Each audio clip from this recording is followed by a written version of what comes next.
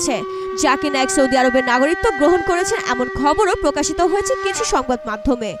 Video কনফারেন্সের মাধ্যমে তিনি ভারতীয় তদন্ত কর্মকর্তাদের প্রশ্নের জবাব দেওয়ার প্রস্তাব দিয়েছিলেন, যদিও তা প্রত্যাখ্যান করেছে ভারত সরকার। তারা আন্তর্জাতিক পুলিশ সংস্থা ইন্টারপোলের দ্বারস্থ হয়েছে এই ইসলামিক বক্তাকে গ্রেফতার করতে। আর এই ঘটনাকে ভারতের হিন্দুত্ববাদী সরকারের বৃহত্তম এজেন্ডার অংশ হিসেবে দেখছেন জাকির নায়েক। জাকির নায়েকের আইনজীবী বলেছেন, তার প্রতিষ্ঠানের সকল আর্থিক লেনদেন অনুদান গ্রহণ আইনি পন্থায় হয়েছে এবং এসবের সুস্পষ্ট দলিল রয়েছে।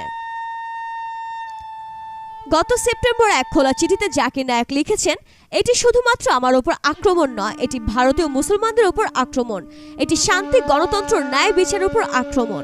আরেক খোলা চিঠিতে তিনি লিখেছেন, আমি আমার প্রতিষ্ঠানের উপর নিষেধাজ্ঞা দেয়া হয়েছে।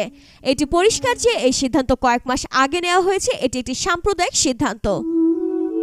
কোনো তদন্ত এমনকি কোনো রিপোর্ট দাখিল করার আগে তারা